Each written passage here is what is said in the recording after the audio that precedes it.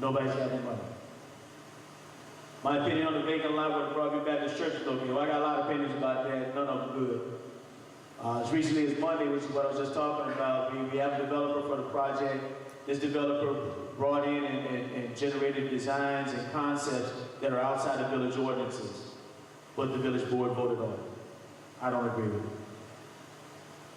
The 17th of Roosevelt, the video store falling down, that's just a lack of attention by the property owner. And unfortunately for the village of Broadview, we didn't act swiftly enough to make them come and pick it up. The property had been vacant for an extended amount of time. We had a flat roof. Because it had been vacant, it did not have any heat. Therefore, it did not melt the ice and the snow on the roof. Turned into ice, became bogged down and weighed down, and it just overcame the structure. Because the drain spouts were frozen, because there's no heat in the building to melt anything, it just was too much weight for the structure, and it just collapsed.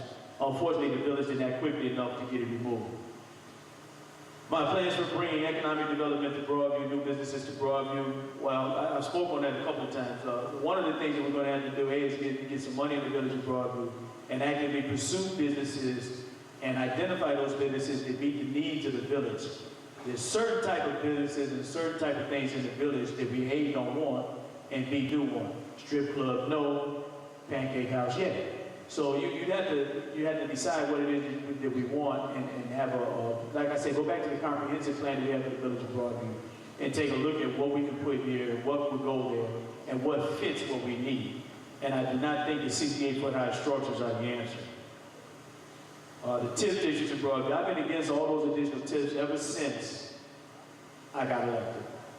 We have existing TIFs that we have seen no movement on since the onset of those TIFs.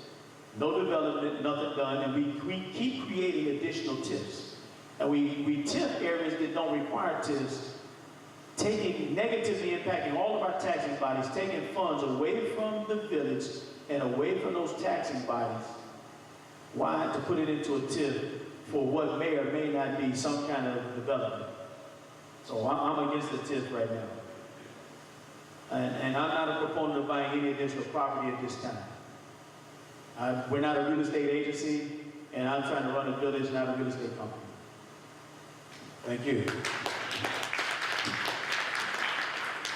And these final questions are specifically for the panel. And we'll start off with the candidates running for trustee. Again, Brother Ames, briefly, would you restate why you want to be trustee for the village of Broadview? Well, real quick, I think my statement of candidacy basically says that I believe that serving is incumbent upon everybody.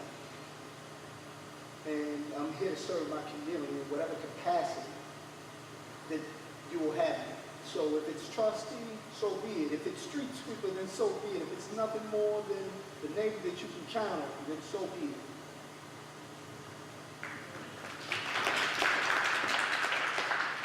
My statement of candidacy is just about the same thing. We're all running for trustee.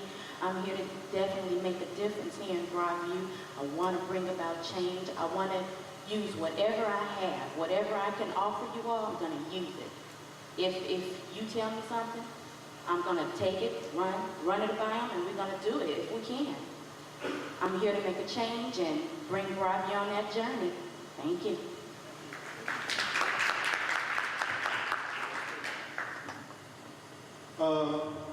Before you guys leave tonight, I'd like you to pick up a copy on the table of my extended statement of candidacy, which you can also find on our website, www.broadviewteaparty.com.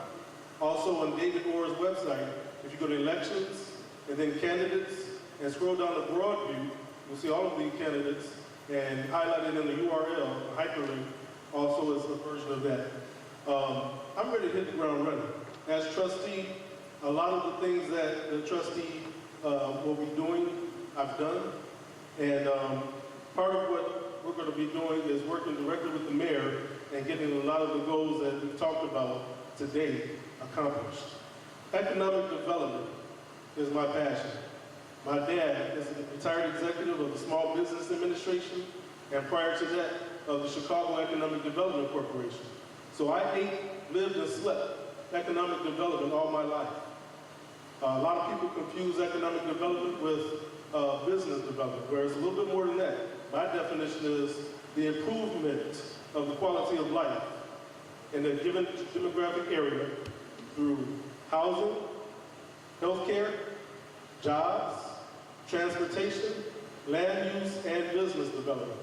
And if we concentrate on just 3 of those, land use, business development, and jobs, we would have already accomplished something that in the last 10 years, our current incumbent mayor has not even touched upon.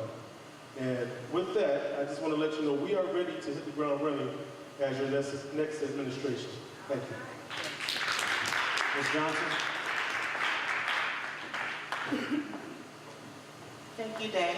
As village clerk, one of the things that I want to do is to be, for our community to be able to go on the website and be able to download forms that they need for the Freedom of Information Act. Not only that, be able to go on their website. If you're not able to attend a board meeting, I want to be able to have those board meetings on the website, the minutes and stuff like that, so you'll be able to still keep up on what's going on in our community in the clerk's office. Another thing that I want to do as village clerk is to have with Kevin's help and his expertise in the technology field, is a social site for those on social services where our community can go in and look and see what their needs are. If you need information on your home, as I spoke about weatherization, or if you need assistance with your light and gas through Catholic Charity, this is some of the information that I would like to have on that website, also connected to the clerk's office, and also to make sure that you do get your information in a timely manner, especially for the Freedom of Information Act. It's very important that our community get that information and to be able to, we will be able to respond back in a timely manner for that. That's what the clerk office is responsible for. Myself as running for a candidate for village clerk, I want to bring in that new technology and information and resources to the clerk office, and also an awesome customer service. Thank you. And before we conclude this evening's event with Sherman, I just wanted to let you know that something that the Broadview Tea Party is part of and is supported by is the Legal Assistance Foundation for Metropolitan Chicago. There's some free money out there for the citizens of Broadview.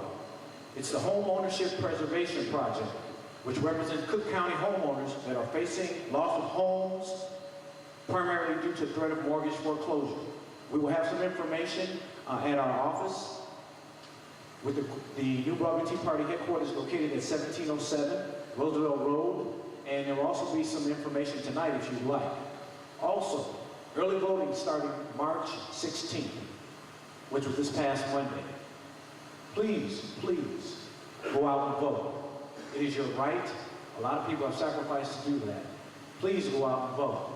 If you need a ride, if you need any assistance, please call the New Broadview Tea Party.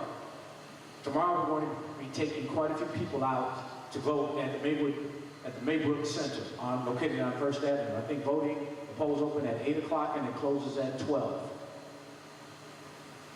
And that's Saturday. At this time, I'd like to bring up Sherman Jones, who will conclude this forum. And Sherman, your question is, 4 major issues. What are you going to do in the first 90 days? And how are you going to bring jobs to Broadview? Sherman Jones, from there.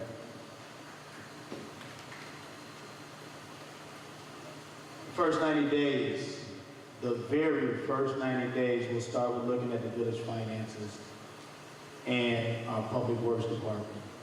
And it's going to start with the forensic audit that I discussed. And it's going to start with a search for a new public works director. And hopefully in the midst of that, I will have been in contact with some developers and some business owners to come to the village of Broadview. I will have also been in contact with some unionized employees or some unionized leaders from several unions to see if I can get unionized help in the public works department. That's where I'm going to start.